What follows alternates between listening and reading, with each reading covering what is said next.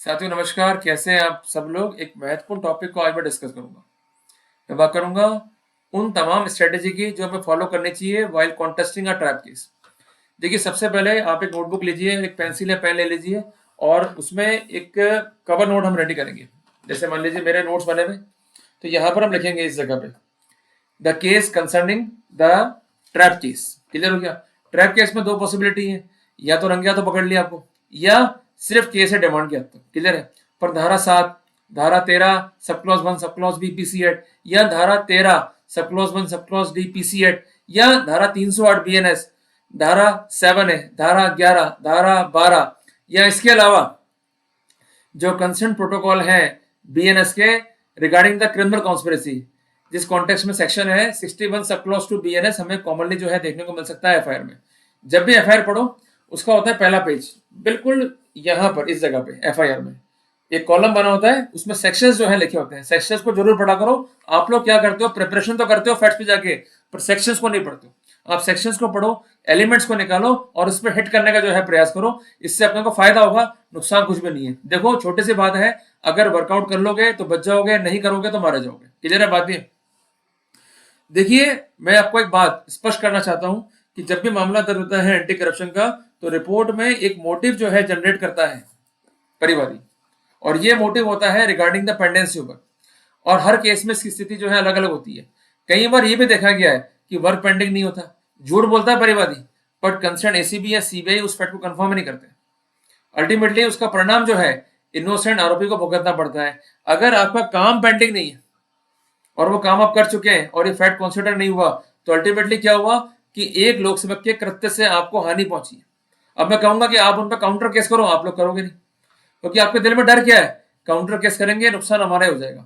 एक बात ध्यान रखिएगा, किसी व्यक्ति को आपकी लाइफ और आपकी लिबर्टी को कॉम्प्रोमाइज करने का हक नहीं दिया है संविधान ने। यह हक सिर्फ कानून को है, जिसके लिए आप आर्टिकल 21 जो है पढ़ सकते हैं।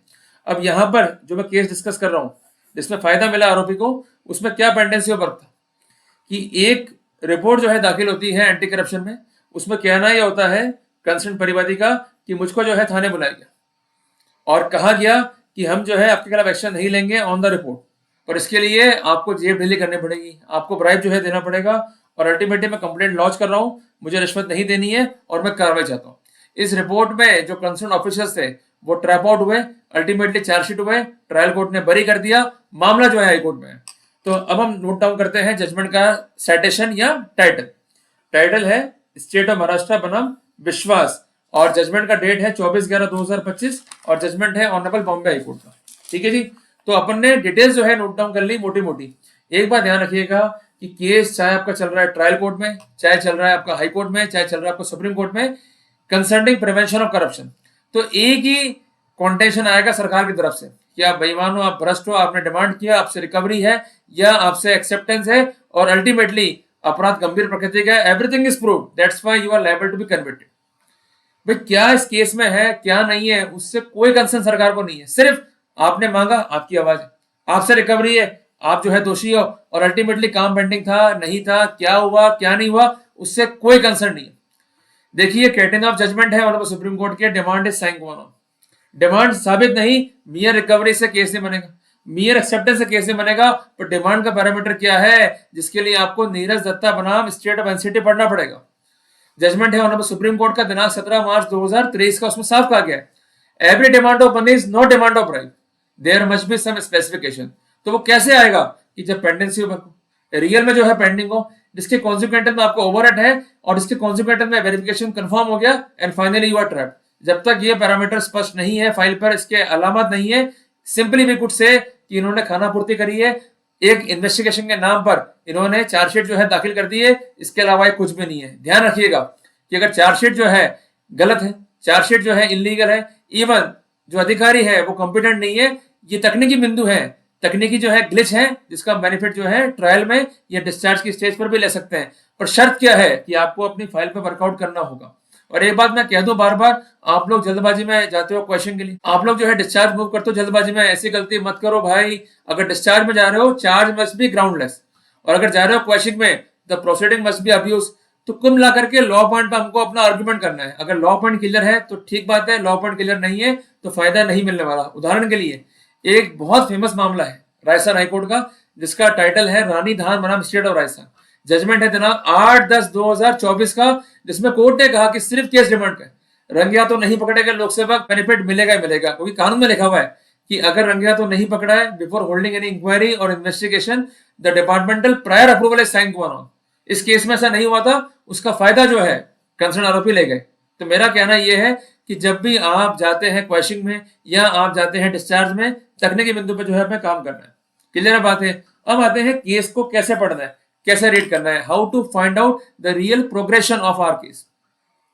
देखिए सबसे पहले जो कंसर्न रिपोर्ट है उसको पढ़ें, क्या मोटिव बताया गया है उसको देखें। अगर वो काम पेंडिंग नहीं है हमारे लिए प्लस पॉइंट हो गया, मार्किंग करते हुए चलेंगे। क्लियर है बात ये, there is no need to worry, मरने गए, मेहनत करनी पड़ेगी। उठो भाई और निकालो अपनी फाइलों को, कोई आपकी हेल्प नहीं करेगा, खुद से अपनी हेल्प करनी है। उठो भाई, सोने का टाइम नहीं भाई, उठो उठो फटाफट निकालो अपनी फाइल को। सबसे पहले पढ़ो रिपोर्ट को, रिपोर्ट में क्या लिखा हुआ है, जो काम बताया है वो काम पेंडिंग है या नहीं है। इंपॉर्टेंट पॉइंट है, इसको नोट डाउन कर ले। सबसे इंपॉर्टेंट बात, जो काम पेंडिंग है वही मोटिव है। और बेसिस भी क्या, धारा 20 पीसी एक्ट का, कि कोई काम पेंडिंग था जिसके कॉन्सिक्वेंटल में प्रोसेस को अब्यूज करा कंसर्न लोक सेवक ने, और जिसका बेसिक ऑब्जेक्ट क्या था, anticipation of undue advantage. Clear है बात है। अगर काम पेंडिंग नहीं है then we could have the benefit. अब मेरा कहना है कि जो मैं केस डिस्कस कर रहा हूं उसके फैक्ट्स को अपन एक बार देखते हैं। क्लियर है बात है। इसमें क्या हुआ था कि एक लेडी ने एक रिपोर्ट दर्ज कराई against the complaint. Complaint means जो इस केस का कंप्लेंट है। He was called by the constable. अब यहां पर जिसने बुलाया उसे वो था मिस्टर एच। ये लिख लो ताकि दिक्कत नहीं पड़े आपको। कहना यह था परिवादी का कि मुझे मिस्टर एच ने मारा, पीटा, और ये कहा कि तुम अगर बचना चाहते हो इस केस से तो मिलो मिस्टर बी से। उस समय मिस्टर बी ने मिस्टर एच से कहा कि इसको तभी छोड़ेंगे जब ये रुपए लेकर आएगा। अल्टीमेटली मिस्टर बी के डायरेक्शन पे मिस्टर एच ने पैसे लेने की बात पर सहमति व्यक्त करी। विलिंग नहीं था परिवादी, ultimately he loss a report. तो ये सिर्फ एक इंस्टेंस है, आपके केस में स्थिति अलग हो सकती है, पर मोटी मोटी बात क्या है कि इंस्टेंस को देखो, इसका रिफ्लेक्शन जो है रिपोर्ट से आएगा। और कई बार ऐसा हो जाता है कि रिपोर्ट में जो फैक्ट बताए गए हैं और जो वेरिफिकेशन रिपोर्ट है उसमें जो फैक्ट्स है रिगार्डिंग द मोटिव, वेरिएशन आना उसमें पॉसिबल है।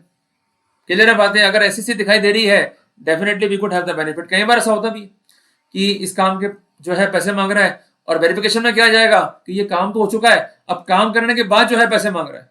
जैसे वेरिएशन आएगा it is a case of self inconsistency, we could have the benefit. Clear है। काम करना है, परेशान नहीं होना है, निराश नहीं होना है। क्लियर है बातें। अब चलते हैं अपन आगे। द पॉइंट नंबर 2 क्या कहता है ये कि जब भी वेरिफिकेशन होगा उसका एक रिपोर्ट बनेगा। ये अपने लिए काफी इंपॉर्टेंट है। एक बात ध्यान रखिएगा कि वेरिफिकेशन की स्टेज पर कोई बारात नहीं जाने वाली विद द परिवादी, सिर्फ एक ही गवाह जाएगा जिसको हम कहते हैं शैडो विटनेस। और 99% केसेस में ये कहता है परिवादी, इवन इन सीबीआई ट्रैप्स, कि इसको शक हो जाएगा आरोपी को तो जो शैडो विटनेस है इसे बाहर खड़ा कर दो, मैं अकेले जो है अंदर पहुंच जाऊंगा। तो कितनी कमाल की बात है, कितनी हैरानी की बात है कि परिवादी गवर्न कर रहा है सीबीआई को एक तरीके से। ये देखा मैंने कई केसों में। तो जब भी ऐसी स्थिति आ रही है तो we are having the plus point कि अगर कोई व्यक्ति विशेष अंदर नहीं गया, टीम अंदर नहीं गई, शैडो विटनेस बाहर खड़ा हुआ है और सुनने का और देखने का प्रयास कर रहा है, it means there is no direct cooperation to the incident. Clear हो गया अपने को। और पुनः मैं एक बात दिखाना चाहता हूं कि जो भी डिमांड है ये रिकॉर्ड पे, even in the consequence of verification, उसका जो बेसिस है वो है टेप रिकॉर्डिंग एविडेंसेस। तो एक बात को आप अश्योर कीजिएगा कि क्या राम सिंह बनाम राम सिंह का जो महत्वपूर्ण जजमेंट है ऑनरेबल सुप्रीम कोर्ट का, जिसका साइटेशन है 1986 AIR supreme court page number 3, उसकी अक्षरशः पालना सुनिश्चित हुई या नहीं हुई है। धारा 63 बीएस है कि अक्षरशः पालना सुनिश्चित हुई या नहीं हुई है। इसके अलावा हैश वैल्यू वेरिएशन, अगर प्रॉपर्टी वेरिएशन आएगा तो हमारे लिए एक प्लस पॉइंट है।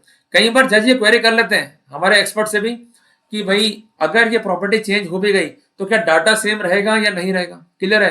तो एक्सपर्ट हमेशा गलती करते हैं और यह उत्तर देते हैं कि डाटा में कोई फर्क नहीं पड़ेगा, जबकि उत्तर गलत है। उनको क्या उत्तर देना चाहिए कि अगर वेरिएशंस आएंगे तो डाटा में चेंज होने की पॉसिबिलिटी है। इसके अलावा आज के टाइम पे तो ये पॉसिबिलिटी भी है कि एआई टूल का यूज हो गया होगा, कुछ बातों को इंसर्ट कर दिया होगा, there might be certain omissions. कई बार ऐसा होता है, पर सब कुछ डिपेंड है आपके साइबर एक्सपर्ट पे कि वो किस तरीके से एविडेंस को कर रहा है एवेल्यूट और किस तरीके से रिपोर्ट को रेडी कर रहा है और वो रिपोर्ट कितना बेनिफिट जो है कर सकती है आपको। क्योंकि अगर हमारी रिपोर्ट में ये फैक्ट है कि एआई टूल का यूज हुआ है, फाइलों को जो है छेड़छाड़ किया गया है या कुछ हिस्सों को जो है काटा गया है, फ्रीक्वेंसी मिसमैच है, हैश वैल्यू मिसमैच है, we could have the benefit. Clear है बातें? ये आप नोट डाउन कर लीजिए। तीसरा आता है ट्रैप का स्टेज। ट्रैप में उनका एक ही स्ट्रेटेजी है कि परिवादी जो है रुपए लिया है, अब उस पर लगा देंगे पाउडर और अल्टीमेटली ट्रैप कर लेंगे आरोपी को। पर एक बात ध्यान रखिएगा कि जो भी रुपए लेके आ रहा है परिवादी, अगर वो एक ह्यूज क्वांटिटी में है तो सोर्स क्या है ये आइडेंटिफाई करना है आईओ को या टीएलओ को। इसके अलावा जो प्री ट्रैप प्रोसीडिंग्स में आर्टिकल यूज हो रहे हैं उनका सोर्स ऑथेंटिकेशन क्या है, जो रिकॉर्डर काम में आ रहा है उसका सोर्स ऑथेंटिकेशन क्या है, जो मेमोरी कार्ड काम में आ रहा है उसका सोर्स ऑथेंटिकेशन क्या है। ये काफी इंपॉर्टेंट चीज है। मैंने कई बार देखा है कि जब डिमांड की स्टेज तक केस फेल हो जाता है तो ये लोग क्या करते हैं, जो करेंसी नोट है वो लौटा देंगे कंसर्न परिवादी को। अरे आईओ क्या जज से बड़ा है क्या? अगर कोई चीज केस प्रॉपर्टी है तो उसे केवल कोड ही रिटर्न कर पाएगा, जिसके लिए आप सेक्शन 497, सेक्शन 503 बीएनएसएस को पढ़ सकते हैं। तो मेरा कहना ये कि कानून को पढ़ो, जितना कानून को पढ़ेंगे उतना अपने को जो है फायदा होने वाला है। इसके अलावा कई बार ये भी देखा गया है कि जो एक कंसर्न लिक्विड्स है जिसको हम कहते हैं सैंपलिंग करना during the course of pre trap proceeding, उस तक को जो है डोल देते हैं। तो ऐसा करने का कोई भी अधिकार जो है इनके पास में नहीं है। अगर ऐसा कर रहे हैं it means they are going to play with the process. तो उसमें दो संभावना है कि इन्होंने प्रोसेस को जो है इन्फ्रिंज किया या ये प्रोसीडिंग्स जो है कॉन्टेक्ट नहीं हुई है, केवल खानापूर्ति की गई है in the name of investigation. तो एक एक बिंदु जो है हमारे लिए बहुत काम का है। और एक बात ध्यान रखिएगा कि जब भी आपको ग्लिच पॉइंट्स मिलते हैं केस में, उसको नोट डाउन करके कोर्ट को इन्फॉर्म जरूर कीजिए। अगर आप इन्फॉर्म नहीं करेंगे, चुप बैठेंगे, नुकसान आपका। कई बार ये भी होता है चार्जशीट में आपका कन्फेशन लिखा हुआ होता है, कन्फेशन लिखा हुआ है खंडित करो, खंडित नहीं करोगे नुकसान इसमें आपका। क्लियर है बात? ये as soon as possible we have to do the खंडन, जितना जल्दी करेंगे उतना हमारे लिए बेनिफिट है। इस केस में क्या होता है ड्यूरिंग द ट्रैप की जो मिस्टर बी है, मैं बात नहीं कर रहा हूँ मिस्टर एच की, मिस्टर बी जब उनसे मिला परिवादी तो उन्होंने पूछा कि पैसे लाया है या नहीं लाया, और उनके इंस्ट्रक्शन पे जो मनी है हैंड ओवर हुआ मिस्टर आई को। फाइनली टीम ने जो है एप्रिहेंड कर लिया मिस्टर आई को और आरोपीगण जो है चार्जशीट में। तो साथियों, जब भी इस तरह के मामले दिखाई देते हैं हमें कंसर्न इन द ट्रैप, तो आप कुछ बिंदुओं को जो है कीजिए फॉर्मुलेट अपने केस में। वो क्या बिंदु है कि फर्स्ट टाइम डिमांड जो है कब मेड हुई है और उसके बाद रिपोर्ट कब हुआ है। अगर रिपोर्ट में देरी है we could have the benefit. एक बात ध्यान रखिएगा कि एफआईआर जो है उसका होता है कॉलम नंबर 8, जिसमें लिखा होता है कि रिपोर्ट में देरी हुई है तो कारण क्या है स्पष्ट कीजिए। ये लोग उसमें लिखित करते नहीं है। जबकि सेक्शन 8 पीसी8 का प्रोविजो साफ साफ कहता है कि अगर देरी 7 दिन से ऊपर है इट इज फैटल। तो ये सब पॉइंट टेक्निकल है हमारे काम के। कई बार ये भी देखा गया है कि कंसर्न निरीक्षक जो है जांच कर रहा है, जबकि कानून में क्या लिखा हुआ है कि अगर आप निरीक्षक हैं और एरिया जो है मेट्रोपॉलिटन है तो वहां पर अप्रूवल चाहिए स्टेट गवर्नमेंट की, जो कि होती नहीं है। कई बार ऐसा होता है कि जो अप्रूवल है वो रह जाएगा एसपी या डीवाईएसपी। एक बात ध्यान रखिएगा, धारा 26 बीएनएसएस में जो अप्रूवल है वो केवल सरकार या हाईकोर्ट दे सकता है। अगर ऐसा नहीं है अपने केस में we could have the objection. और ऐसे कई जजमेंट आए हैं कि जहां पर डेलीगेशन को भी कोर्ट ने गलत माना है। इसलिए एक बात ध्यान रखिएगा कि जिनके पास शक्तियां हैं वो शक्तियां उपयोग में तो ले सकते हैं, पर क्या वो डेलीगेट पावर्स को फर्दर कर सकते हैं या नहीं कर सकते, इस बारे में स्पष्ट प्रावधान कानून में होना चाहिए। अगर नहीं है then we could have the benefit of this technical flaw. एक बात ध्यान रखिएगा कि जो भी स्टोरी लेके आ रहा है कंसर्न परिवादी, वो क्या है, उसका बेसिस क्या है, मैं आपको पुनः जो है नोट करा रहा हूं। क्योंकि अगर परिवादी ये कहता है जैसे इस केस में हुआ कि मुझे मिस्टर एच ने असॉल्ट किया, तो ये फैक्ट जो है मटेरियल है, क्योंकि इसका फर्दर कॉन्सिक्वेंस क्या था कि मुझे डराया गया, धमकाया गया और कहा गया कि मुक्ति पानी है तो आपको रुपए देने पड़ेंगे, जबकि इस बात का उल्लेख जो है रिपोर्ट में नहीं था। तो ये फैटल पॉइंट है। अगर कोई मटेरियल पॉइंट है और उसके कॉन्सिक्वेंटल में सेकंड फैक्ट रिकॉर्ड पर है और वो फैक्ट जो है सप्रेस कर लिए गए हैं, तो ऐसे सिनेरियो में सेक्शन 6 इंडियन एविडेंस एक्ट का हम बेनिफिट ले सकते हैं। Theory of res gestae affect होती है। सबसे इंपॉर्टेंट बात है कि जो मटेरियल फैक्ट्स हैं वो रिपोर्ट में मिसिंग है, और जो फैक्ट्स हैं उनको लेकर के सेल्फ इनकंसिस्टेंसी। कई बार कुछ और फैक्ट कह रहा है परिवादी और जो अन्य गवाह है वो कुछ और फैक्ट कर रहे हैं, तो इसका फायदा जो है मिला कंसर्न आरोपी को। इसके अलावा जो मटेरियल पॉइंट है अगर उसको कंफर्म नहीं करा है अधिकारियों ने, साथियों कई बार केस में होता है कि कोई भी डायरेक्ट एविडेंस नहीं है, केवल एक ही होता है डायरेक्ट एविडेंस जो होता है शैडो एविडेंस, और उसके बयान ये कि मैंने कंसर्न कॉन्वर्सेशन को ना देखा ना सुना, we could have the benefit. तो हर एक चीज का वैल्यू है। तो इसलिए बार बार निवेदन कर रहा हूं आपसे कि इस केस में कंसर्न आरोपी को बेनिफिट मिला 3 पॉइंट पे कि जो फैक्ट्स हैं they are self inconsistent, material fact जो है छुपा लिए गए, और जो कंसर्न शैडो विटनेस है वो कॉर्पोरेट नहीं कर रहा। Ultimately accused got acquitted. हमें फाइल को पढ़ना है, हमें करना है फाइल का फंडामेंटल एनालिसिस, ताकि हम ग्लिच पॉइंट्स को कवर अप करके अपने केस में इसका बेनिफिट जो है ले सके। क्लियर है? तो हमें वर्कआउट करना है on report, on verification, on pre trap, post trap and apart from that on the electronic evidences. तो ये महत्वपूर्ण बिंदु है किसी केस को कॉन्टेस्ट करने के लिए। जल्दी मिलेंगे एक नए टॉपिक के साथ। टिल देन, जय हिंद, जय भारत।